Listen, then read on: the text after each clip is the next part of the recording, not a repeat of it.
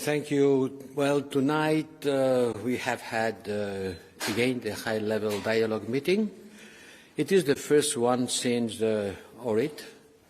It was an important one, and I want to thank the European Union Special Representative, Miroslav Lajcak, for the important work that he has been doing since audit in order to move from negotiations to implementation of the agreements. Yes, we have been discussing about how do they implement both parts, what was agreed on the 27th of February in Brussels and on the 18th of March in Ohrid. Firstly, and I think you have been paying attention to my statement earlier tonight, the parties deliberated at the end on an important point of the implementation annex, the declaration on missing persons. Finding and identifying the remains of about 1,021 persons still missing because of the conflict, and giving their families the possibility to find closure has always been a priority in the dialogue, and it was not easy to look for an agreement. Finally, we did it. They did it. And this is an important humanitarian issue, an issue that should not be politicized.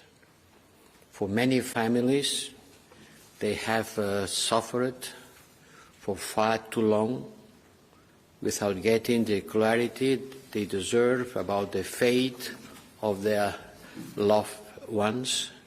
It is finally time to close a painful chapter.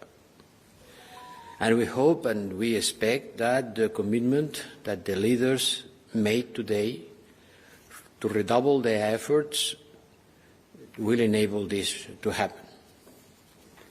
We will discuss the details, calling the parties, to invite the parties to come here to Brussels, on how to implement this declaration. But this is a very important chapter that goes to an end after long discussions. Secondly, I think it's also important, the parties took an important and symbolic step towards the establishment of the association and community of the Serbs majority municipalities. It was agreed 10 years ago. And finally, today, the management team comprised of Kosovo Serbs finally presented to the parties the first draft. It's not the final draft. It's a starting point, but here it is, the first draft of the statute of this association community of the Kosovo Serbs majority municipalities. This is in line with Article 7 of the new agreement, and the presentation of this draft makes an important part of the agreement, and I want to salute the fact that this draft was put on the table. Prime Minister Kurti shared his own views for the protection of rights of the Serb community in Kosovo, and as expected, the views of the parties are far apart on the nature of this association community. I didn't expect anything else. I was sure that the parties were having different views on this association community, on the nature of this association community of municipalities. But even if they disagree, they agreed to start negotiations on the future of this association community in the near future, taking this first draft as the starting point of the discussion.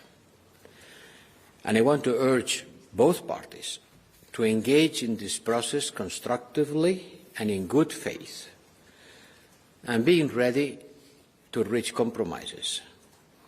The process should be guided by the past dialogue agreements and will be inspired in existing European good practices and models, and we have a lot in Europe. We have a lot of cases of association, municipalities with different natures. In every country you can find a model, and this will be taken into consideration during the negotiations.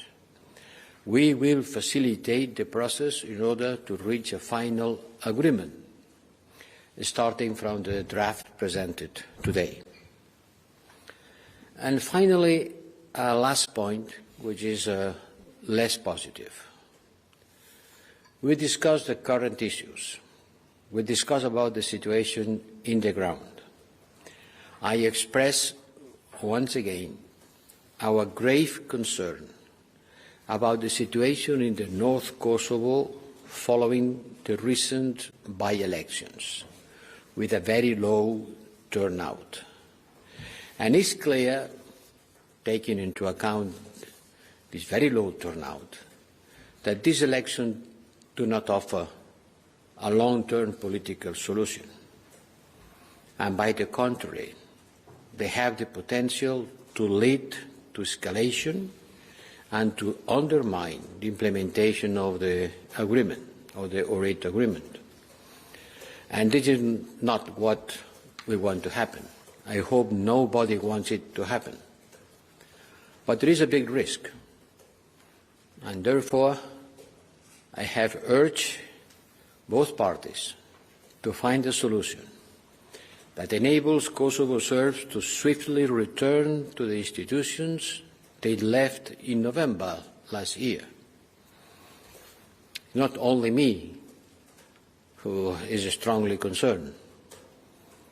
Both leaders also recognize the gravity of the situation on the ground, and it's clear that concrete actions for both sides are needed to avoid any risk of escalation. But regrettably, the leaders were unable to reach any agreement today. And I am afraid that we will be facing, maybe, I hope not, but a critical situation. Talks need to continue soon. We are now in a situation where we have a good news from the agreement that provides a clear path on the way forward, on normalization of relations. But we have to continue using this framework to push this process forward. And this is directly linked to the European future of both Serbia and Kosovo. Once again, I want to thank my special representative, Miroslav Lajcak, for his good work, and he will invite the chief negotiations and their experts to Brussels soon. He will start discussing. The inaugural meeting of the Joint Monitoring Committee that was created in the Ohrid Agreement will meet still this month. And let's hope that we will be able to avoid an escalation that could lead to another crisis and jeopardize implementation of the agreement. But there are good news, missing persons, first draft of the association, community of municipalities, and a big concern about the situation in the ground and the need to continue working to look for a solution before the crisis erupted again. Thank you.